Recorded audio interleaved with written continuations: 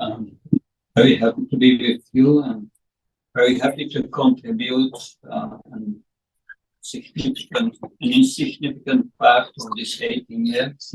That this is a very historical place that is saturated with spiritual power, and that will help us to understand this Bhagavad Gita.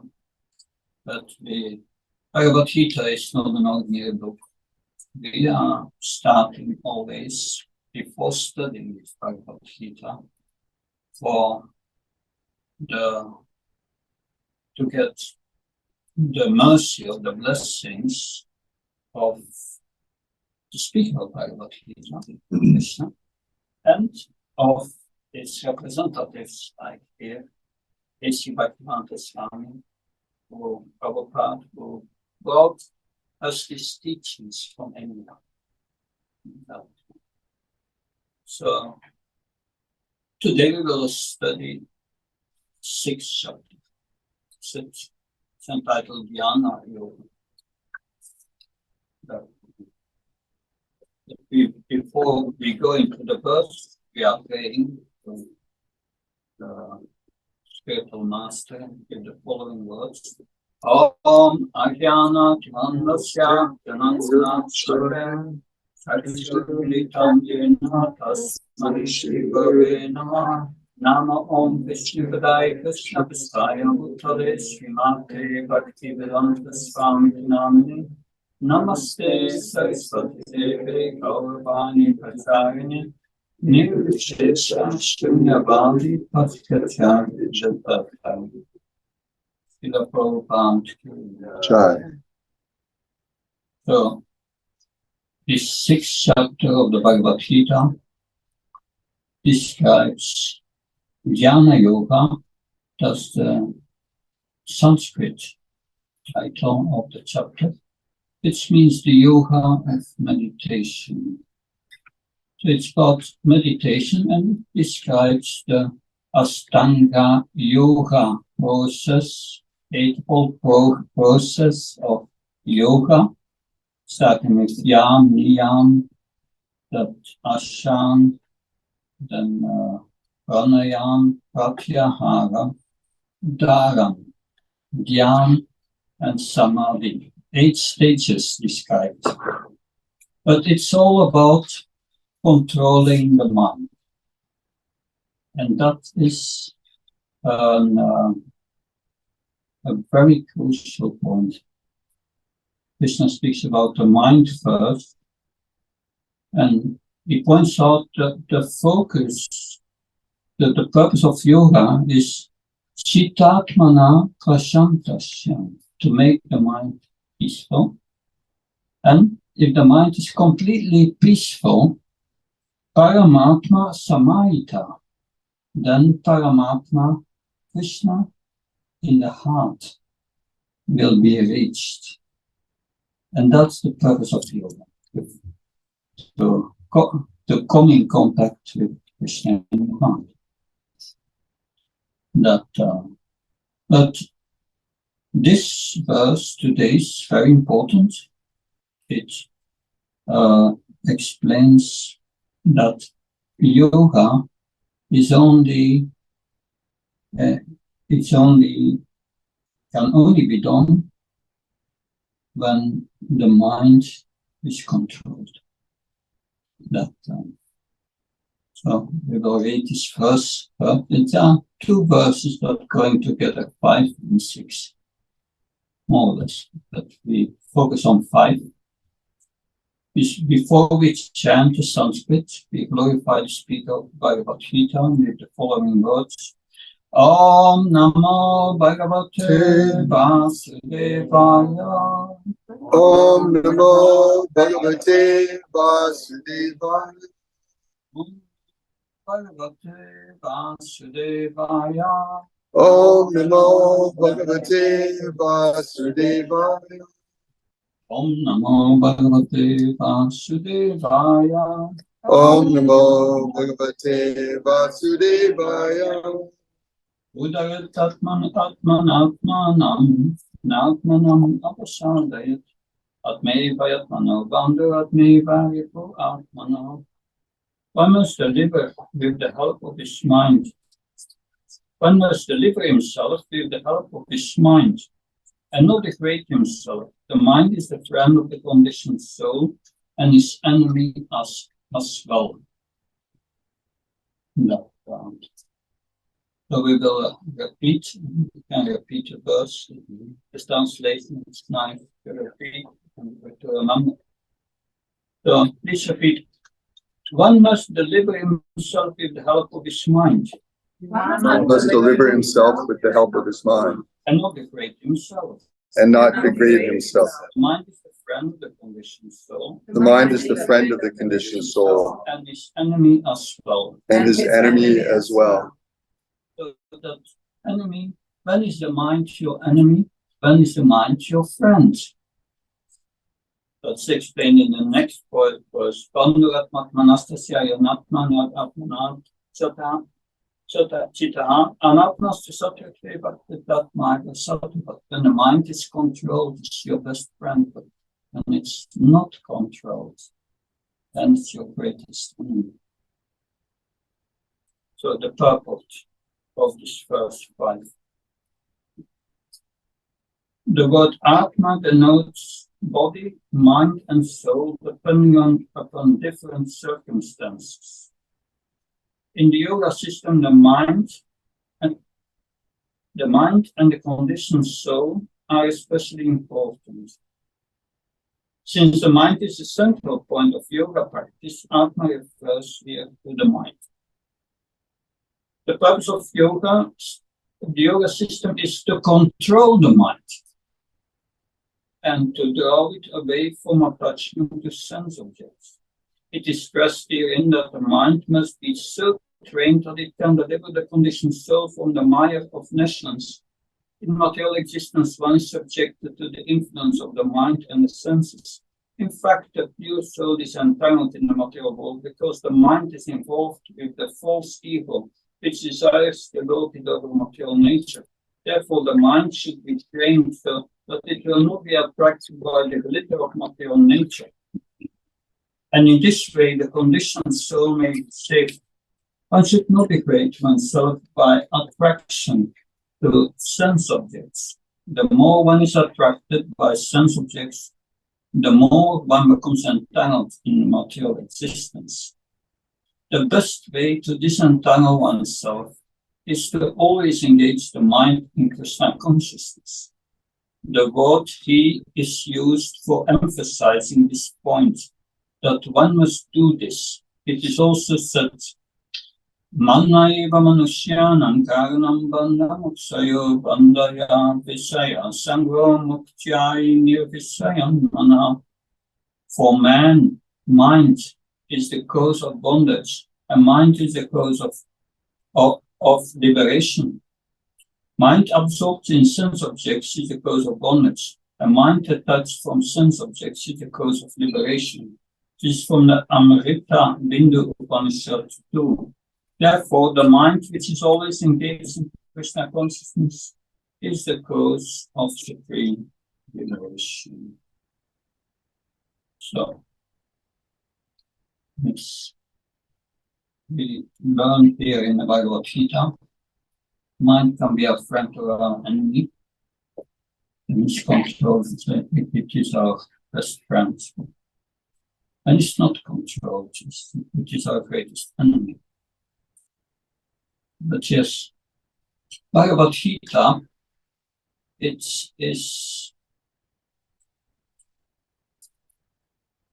presents a great teaching that all these parts of Bhagavad Gita are connected to each other.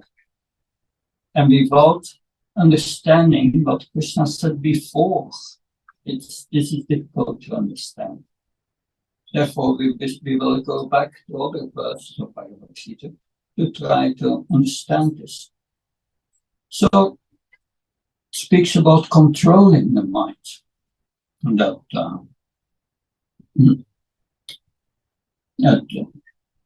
But if you don't know who you are, if you don't know what the mind is and what intelligence is, then it's not possible to control it. If you think you are the mind, some philosophers say that like that. I think I am. So they think they are the mind. But if you are the mind, then you cannot control the mind. What is going to control the mind? So, and what makes the mind uncontrolled? Krishna spoke about that before. Before he spoke about that in the 3rd chapter of the Gita. I think 3rd chapter, text 40. He said, Indriyani mano buddhir asya dishtanam uchyate etervi moayatye sargyanam avrita denam. It says the senses, the mind and the intelligence are sitting places of this lust. It says, lust.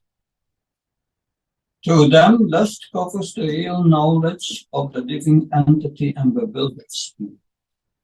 So Krishna has called before this lust enemy number one.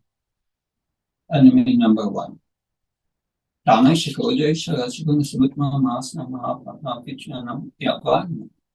Krishna says that so it's the enemy number one. And why is it the enemy number one?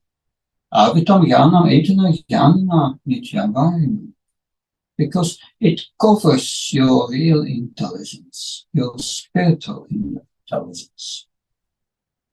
Covered over that, and by that we become confused.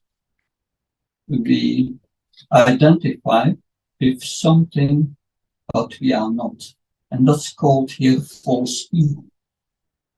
And what does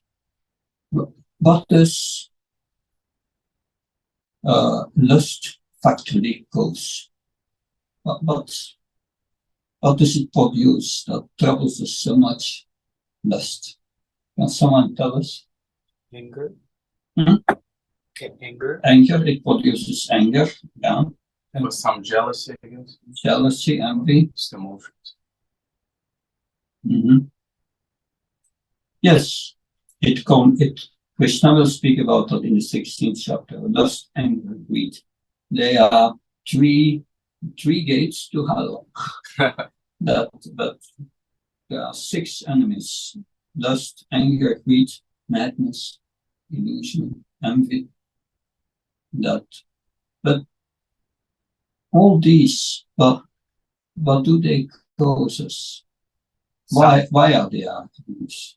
They cause suffering. They cause suffering in the physical body. That they can cause suffering, yes, that's true. But what's really going on in the mind? Yes. Well, but when the mind is fulfilling lust, that means that the mind is engaging the working senses of the body to endeavor to enjoy the sense objects, which produces in the mind different feelings of fulfillment of lust. But since lust can never be fulfilled, it increases lust. And then sometimes when those sense objects aren't obtained, and as Connor said, then anger is produced. And with all these, of course, from anger, so many things happen, from losing one's intelligence to becoming mad, but ultimately to binding one to this material world, whether one goes mad because one can't fulfill one's lust, or one's just engaging more and more in sensual activities. It means that one is seeking to obtain that which is temporary, because the senses, the working senses are temporary, sense objects are temporary. So it's always trying to obtain something that cannot last. And therefore, at the time of death, one must be unfulfilled and remain seeking those things that one didn't quite get. or came far from getting, and then thus has to take birth again to try further. Beautifully explained. Thank you. Yeah, I was thinking that because in the verse we read 6:5 today, Krishna says that the mind is uncontrolled, and in the public Prabhupada speaks about that causes false evil. So how does lust cause false evil? That's my question.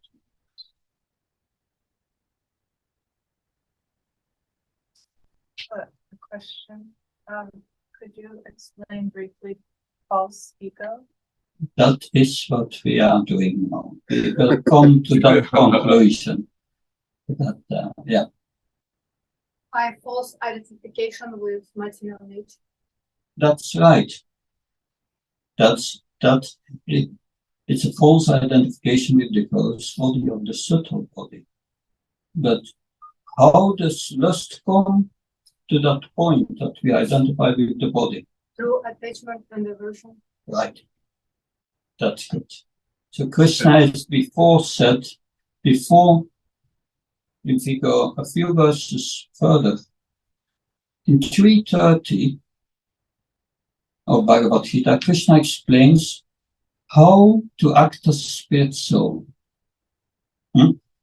How do we act as a spirit soul? Krishna says, without any sense of proprietorship, because everything belongs to me, Krishna says, not to you. And without any sense of wanting to enjoy the body, right? That's acting and just acting for the pleasure of Krishna. Surrender to him means acting for the pleasure of Krishna, without thinking himself the enjoyer or the proprietor. But this attachment and aversion that makes you identify with the body. Because attachment and aversion means likes and dislikes. We like what gives pleasure to the body. And we don't want what gives distress to the body. That's aversion? That's aversion. Raga Dvesha. And Krishna says these are obstacles to make spiritual advancement. To make spiritual advancement. Right? That because it makes you identify with the body, which you are not. This is false ego. We are not a body. We are the spirit soul, the consciousness in it. That one. So that's important to understand that mechanism. What makes your mind uncontrolled? It's lust. That's the first thing we must know. Lust is the enemy. We must get that out of our lives. Because it makes us identify with the body. That, like Srila Prabhupada explains that in the purport of 3:34 of Bhagavad Gita, Part 2. He says, yes, this attachment and aversion, we are all attached and averse to something in this material world. That we like to eat nice things, that we don't want that what gives us pain, that the female becomes attracted to the male and the male to the female.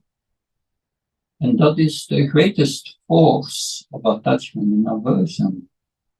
And Srila Prabhupada writes in the purport of 3:34, yes, therefore a man is attracted to his wife, but he can also be attracted to other women. But one has to curb that tendency, control it. Otherwise, it's going to create havoc. That's something to be very careful. But now That's one thing. Okay. Now we have understood what is causing this uncontrolled mind. But then the next step is understanding also what is meant with conditioned soul and liberated soul. We can now understand conditioned soul means one is under the sway and under control of this lust, right? And a liberated soul is not. But to understand this verse that we are reading today more deeply, we must understand this mechanism that and practice it in our daily life. And to understand that,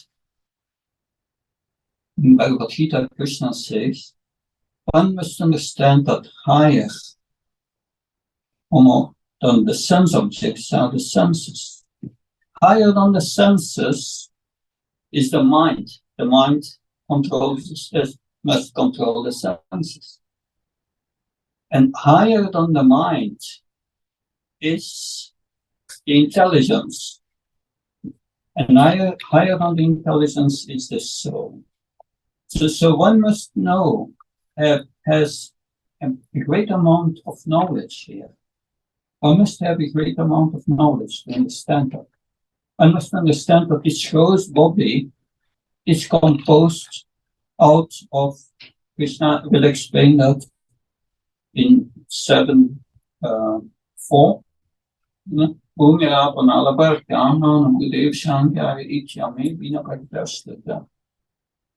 The body is made out of Bhumi, Rapa, and Alaba Organ. Earth, air, ether, water, and fire, yes.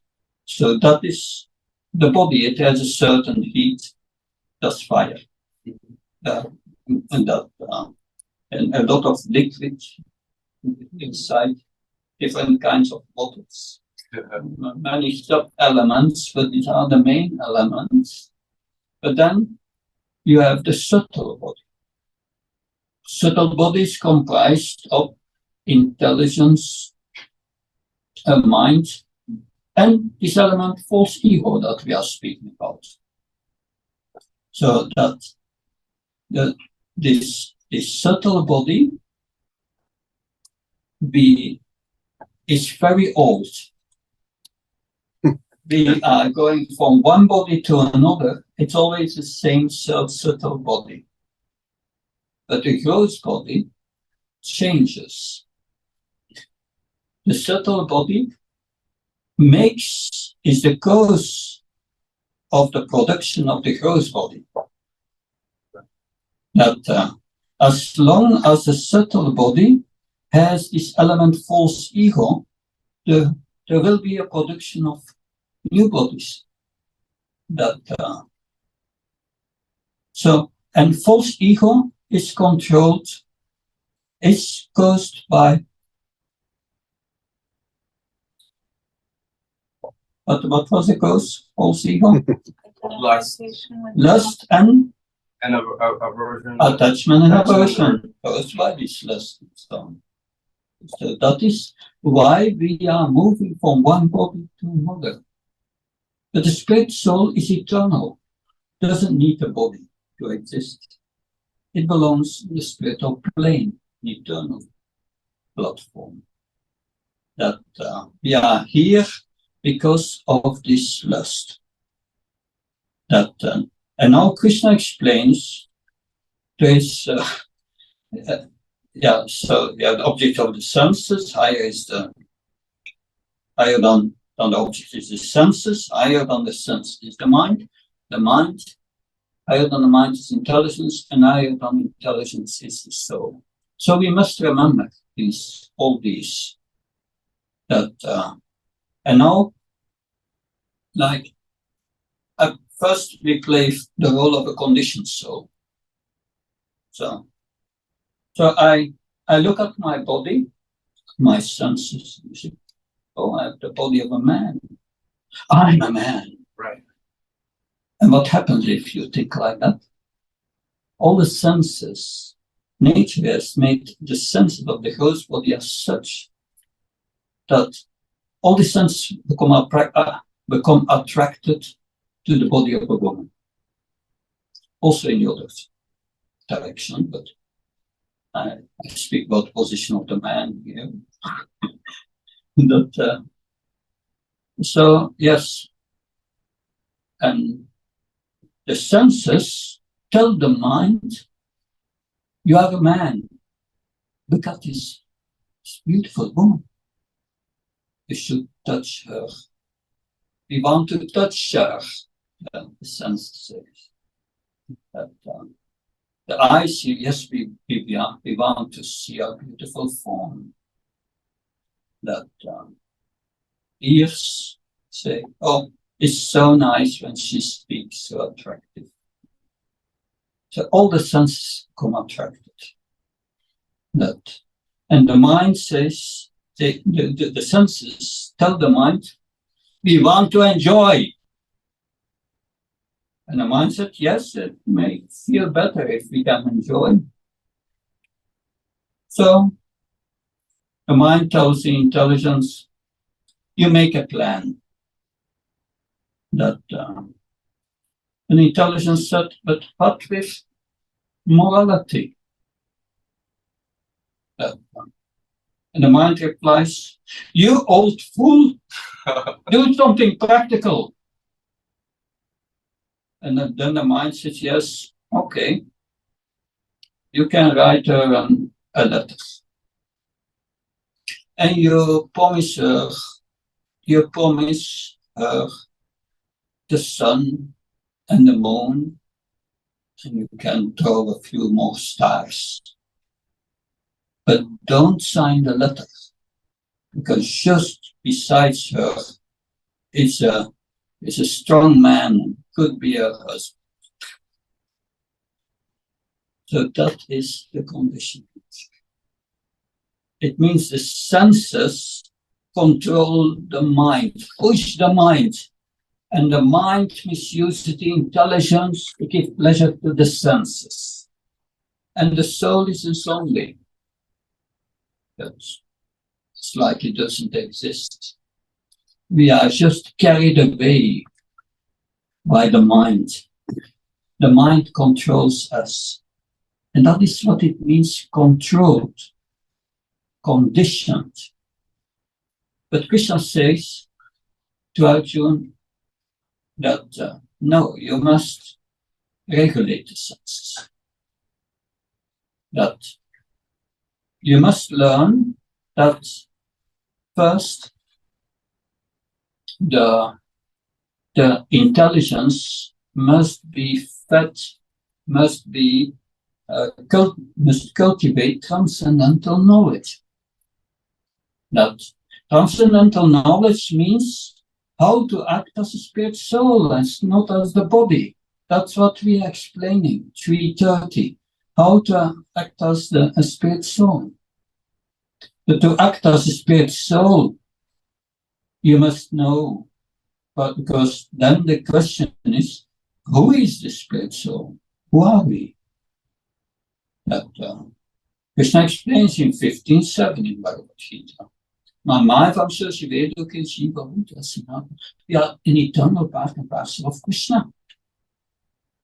And because we are a part of Krishna, we have our eternal relationship with Krishna, a relationship with love.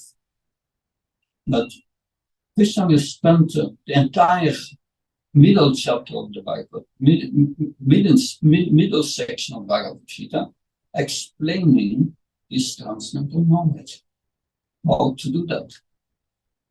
That's how to act as a servant of Krishna.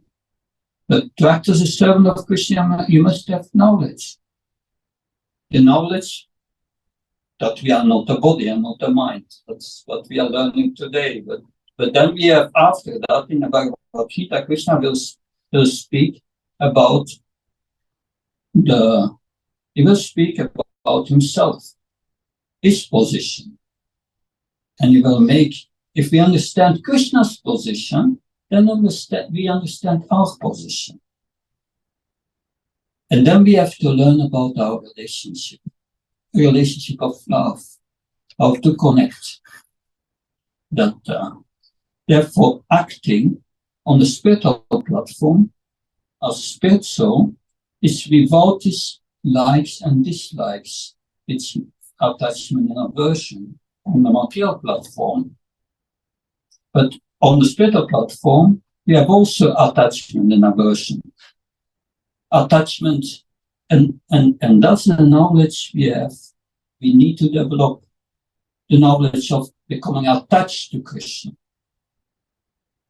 and knowledge of becoming detached from everything what keeps us away from Krishna. That takes away all the nonsense. Yeah. Therefore, Krishna will start that explaining the 7th chapter. The first verse is Maya Siktamanapta Yoga Yunga Madachvasa Asamsyam Samagyam Yatashknashitachvin. Krishna says to Arjuna, now hear. It starts by hearing. That knowledge comes to the ears. And when we hear this transcendental knowledge, then Krishna says, then you can get to know me as I am. And then we can understand who we are and what our relationship is. And then factually, we get the gist to act as a spirit soul and not as a body.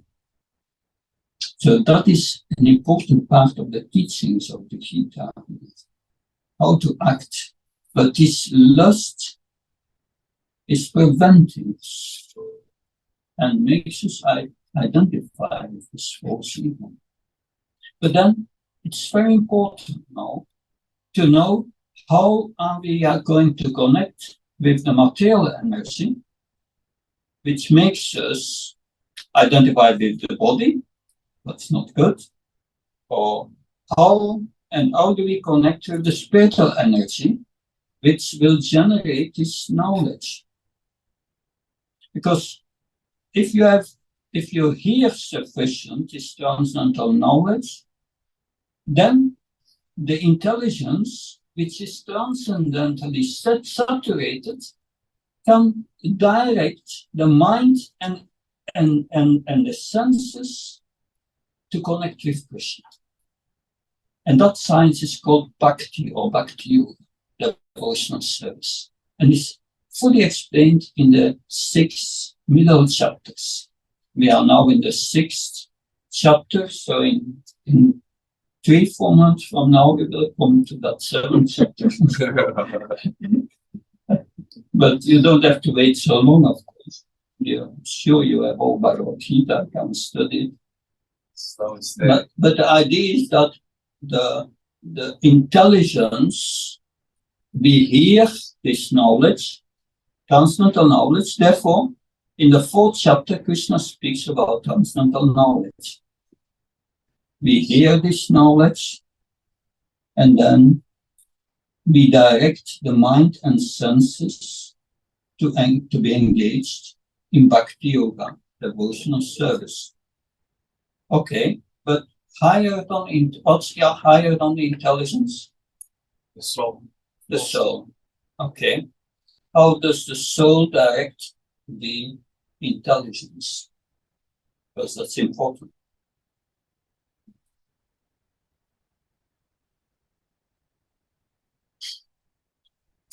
So, to understand that, we must understand what the soul does and what the soul does not. We must also understand the symptoms of the soul. So first, what's the symptom of the soul? How do you know the soul is in the body? Consciousness. Consciousness comes from the soul, yes. And what does the soul do? Krishna says, as said in many verses before, 337, practically,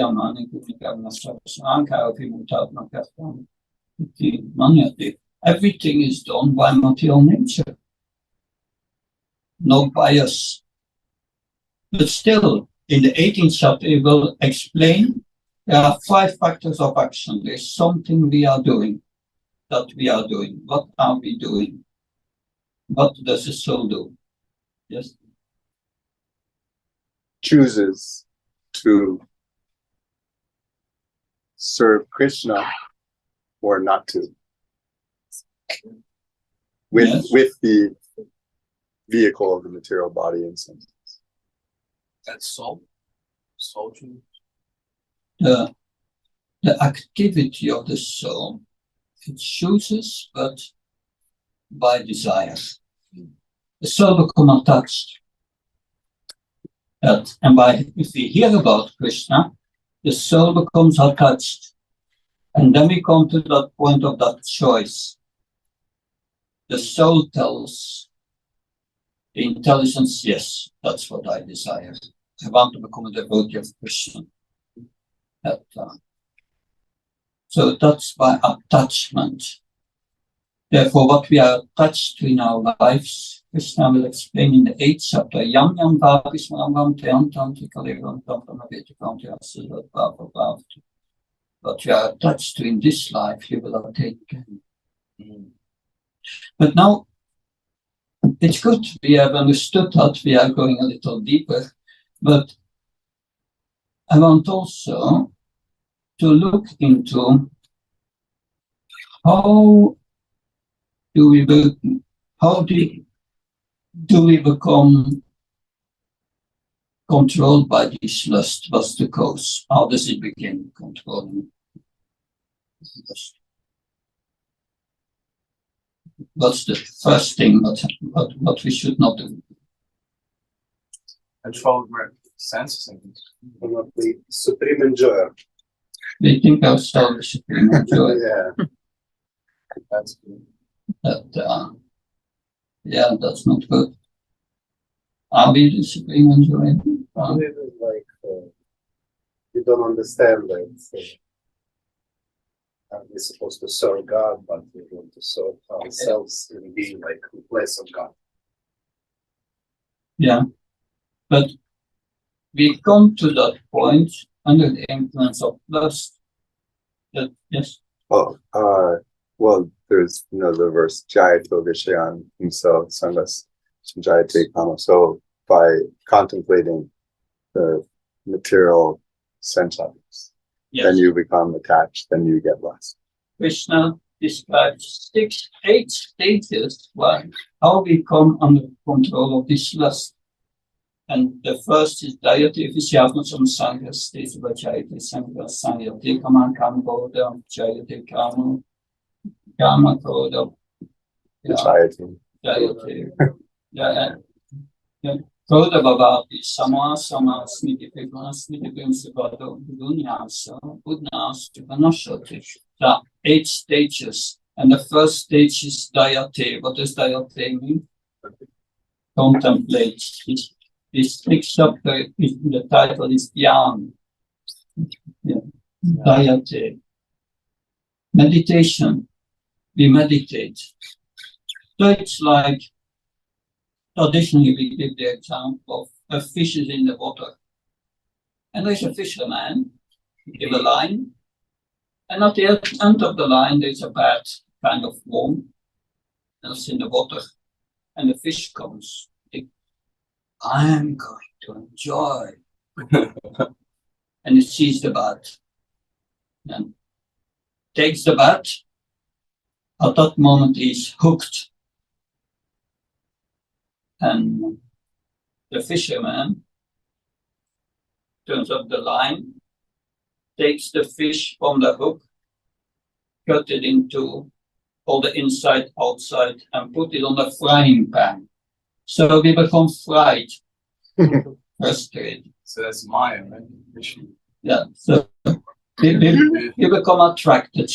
But it starts with the mind, because that's the point here. The mind meditates on something and thinks, yes, maybe that's good, and I can enjoy this object of this new car, of this new relationship. But then when the enjoyment comes, it's not what is expected. Like you have an advertisement of a new car, and you want a new you look and all the nice things, and finally you decide I buy the car.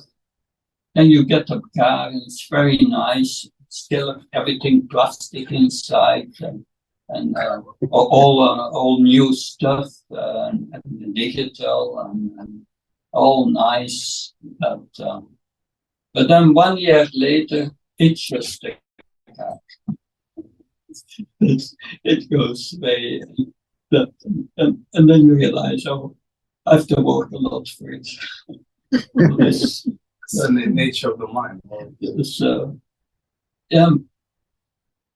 But anyway, that is how we become frustrated, and then we become angry. Anger. So that's the younger brother of lust, we say. Anger comes. And when someone is angry, one loses one's intelligence. You ever tried to explain something to someone who is really angry? Difficult. It doesn't happen. It's hopeless. They don't do that. So that is the process of how we connect with the material energy and how we become entangled. So therefore Krishna says, we are speaking about the mind here. He spoke about that also in the second chapter already. But don't let your mind meditate on all these things for enjoyment. No. Be aware everything in this world belongs to Krishna. It's not for our enjoyment. But we have a right of our quota. We need some things. That's okay. But not to become the enjoyer. Instead, we should realize that everything belongs to Krishna and use it in his service. Now, that is how we connect with the material energy. Krishna explains also in 7:9-14 in the Bhagavad Gita, how to connect with the spiritual energy. How do we connect with the spiritual energy?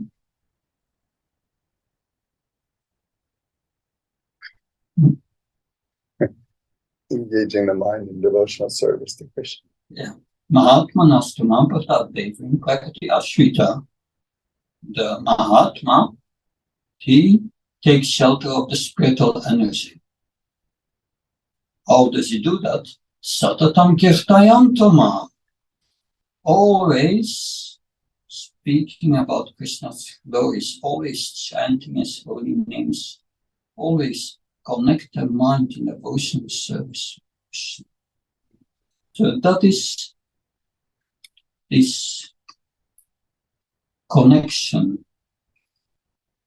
This is how to make the mind your friend. If you chant Hare Krishna Mantra and you start devotional activities, there's a whole science how to do these devotional activities that's explained in a book written by Rupa Goswami, translated by A.C. Bhaktivedanta Swami Prabhupada, called Bhakti Rasamrita Sindhu, Nectar of Devotion. So please, if you don't have that book, take it with you. Read it very carefully, because that gives you all the knowledge how practically to connect every moment of our life with the spiritual energy. And then the mind will become your friend. Because then the mind will become purified of this lust, anger, greed, and so on. And when it's purified, the false ego is gone. No false ego anymore. Then we don't take birth again. So that is, the devotional service is a very powerful process. This mantra is Krishna himself is spiritual. So if, as long as we chant this one mantra, we are connected with Krishna. But what must be connected with Krishna? Our consciousness. So we must absorb our consciousness in the chanting. Not that we chant, and mostly when because our mind is contaminated with lust, anger, greed. We start to chant and the mind wants to do something else. And therefore we must concentrate on the mind. This is a gradual process of purification. So science, real science. All this is a real science. Yeah. So yes, of course, people in this world, they want to give a bright future to the body. But what's the future of the body?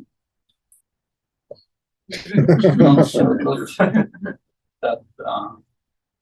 That so gratifies, because if we go after this lust, we try to gratify our desires, we cultivate more and more desires. It's without end. But how to get out of it, everything begins by hearing about Krishna. And when we hear about Krishna, then we will create the right conceptions in our mind, spiritual conceptions. But we must hear from the right source, not concocted. It is a fact that we are not a body, we are spiritual personalities. But we are forced now to serve the demands of the body. And what's the result of sense gratification? At the end of life, the body kicks you out. It's material life, a life of lust. Krishna says in Bhagavad Gita, if you live for the pleasure of the senses, you live for nothing. It's just like an ass running after a carrot. It's on a stick before him, the carrot. And he moves, and the carrot moves.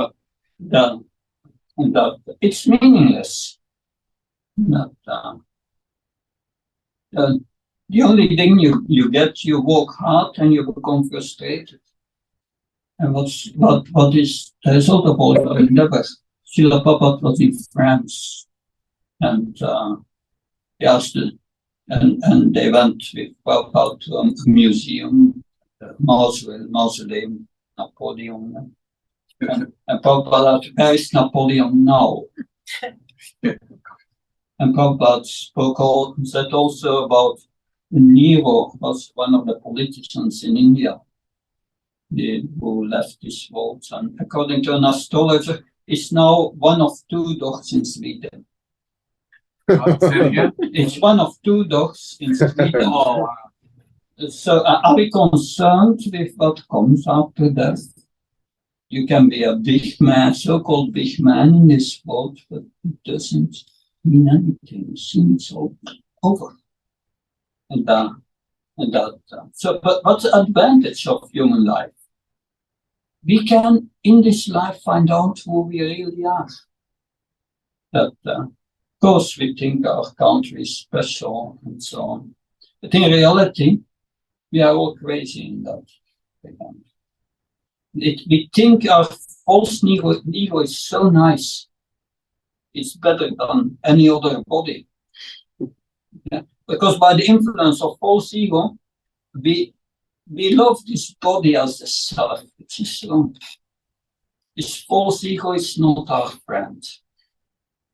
We need to conquer this false ego. Yes?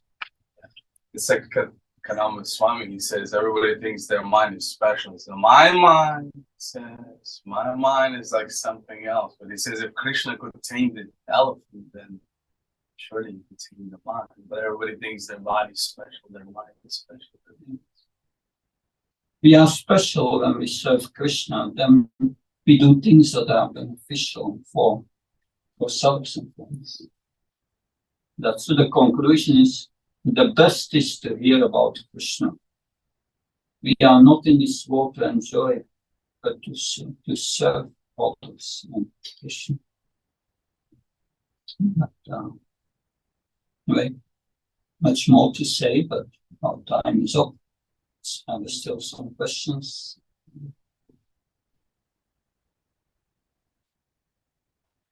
Does it make sense? Thank you. But it's a bit sobering, you know. You have to go through it to come to spirit life. Good, thank you very much. Yes. Sorry, just one question. Sorry, Mark. So could you explain a little bit about how when the soul is not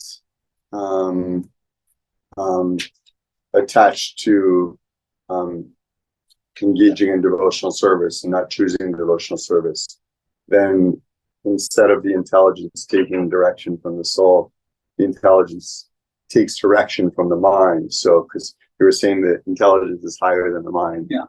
So could you explain a little bit, you touched on it, could you explain a little bit about how the intelligence actually acts as if the mind is higher than it? It's I was educated. Yeah. And we discussing one part of it, and we are trying to understand that. But then there's this point of this intelligence. Intelligence. So we get intelligence by hearing, that's right. But where does the real intelligence comes from? We are speaking in this chapter about the super soul. And Srila Prabhupada says, Krishna consciousness means following the directions of the super soul within. But as long as it's lost in your mind, we are not in contact with the super soul. And we should not follow the directions of the mind, because the mind is contaminated. It is lust, anger, and greed. That's going to be wrong. So how to get that real intelligence? So Bhagavad Gita, we get so many instructions. The soul never takes birth, never came into being, will never stop to be, that it's unborn, and so on. And it's all knowledge, but it's theoretical knowledge. And that will not save us. Theoretical knowledge is insufficient. We must know how to apply this knowledge.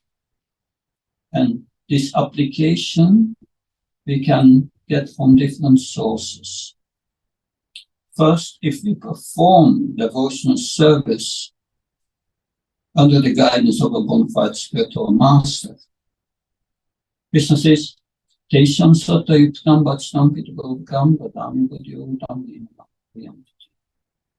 If one serves me with a little love, Priti Purvakam, little love, Krishna says, Dadami, I'm going to give you.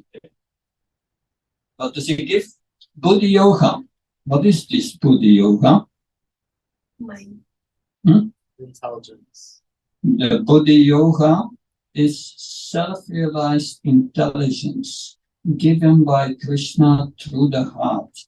He explains it in the next verse. Tesham evanakampatam amakyana samtama. The Tesham evanakampatam amakyana samtama. Nasyami atma bhavastu jnana navashruta. With the lamp of knowledge, Krishna says, from within the heart, I burn away all these impurities, all this lust, anger, greed, yanachtas.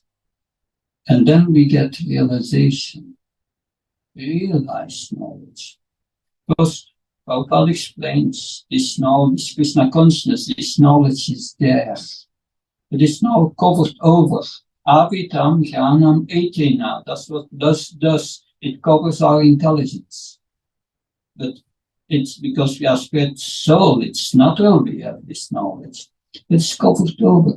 And Krishna uncovers this. And then you get realization. Realization is practically, naturally, you will start to act as a spirit soul. Naturally, but in the beginning, that process of purification of the heart usually takes 30, 40 years, sometimes different lifetimes. But when it's done, then you are on the spiritual platform, the Brahma platform. This Prasana, peaceful, associated in attention. What is a symptom? How can you know that this process has ended? No attachment, no aversion. But there is one problem with that verse. Tesham satayuktanam, patience of vachatam, pitipurvakam. Pitipurvakam, when one serves me with a little love.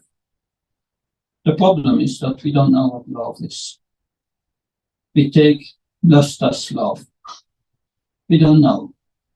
So we even don't have that little love.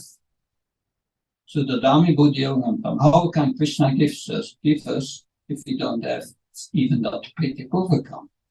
But Krishna made a special arrangement. Krishna says in Bhagavad Gita, Tatvina Karnapatna by Krishna Sivya Padexam Padexam that production. You take shelter of a bona fide spiritual master, serve him, inquire about him, about spiritual life with humility. And so the spiritual master gives us instructions. He gives us mainly 4 instructions we must follow. My Guru Maharaj, like Maharaj said always, if you follow these 4 instructions, you will make spiritual advancement. First, you follow 4 related principles. That things not to do, no simple activities. And then you chant Hare Krishna 16 rounds minimum. And the 3rd thing he gives, you perform devotional service under the instruction of the spiritual master. And you hear every day the Bhagavatam. These 4 things. You do that every day. As long as you do that every day, you will make spiritual advancement. If you miss one of these 4, it becomes more difficult. So Krishna gives us a concession. If you do that, if you follow this instruction of the spiritual master, I will accept it as spiritual become a little love. Then the Dhammi will be. It gives you these realizations. What are these realizations? The Bhagavatam said, you will get detached from this world, that you will become attached to Krishna, and you will gain exclusive knowledge. And this knowledge, the Dhammi Buddhi Yogamtam, is not like material knowledge. Material knowledge we can study. I can learn all the verses, but factually it doesn't mean nothing unless you get a practical value of it. That knowledge is given to the heart. In the heart is a super soul and we have as a direct connection. It's not given to the brain. The brain is material. With material things you cannot understand. So it's given to the heart. And yes, that's also in the Bhagavatam. Brahma, the first living being, got also the knowledge to the heart. We get also the knowledge to the heart. It's following the dictations of the super soul. But unless the heart is pure, we don't hear the super soul in the heart. We will hear our contaminated mind. That's the problem. Therefore, we need to take shelter of Guru, Shadu, and Shastra, the spiritual master, the scriptures. and the devotees were so privileged and more advanced. And it's our guidance, association with advanced devotees, and we discuss together about Krishna, Bhagavad Gita, especially verse 6.5, very important. That help? Thank you. Thank you. So just if when we attach to God, then everything, all the other nonsense leave, right? And then it's just we take the right direction.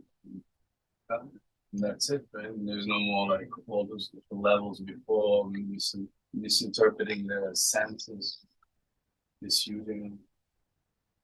That's the principle. We are still trying to understand what that realize, and hopefully in one lifetime. To explain. No question anymore? Good. Thank you very much. Srimad Bhagavad Gita ki Jai. Prabhupada ki Jai.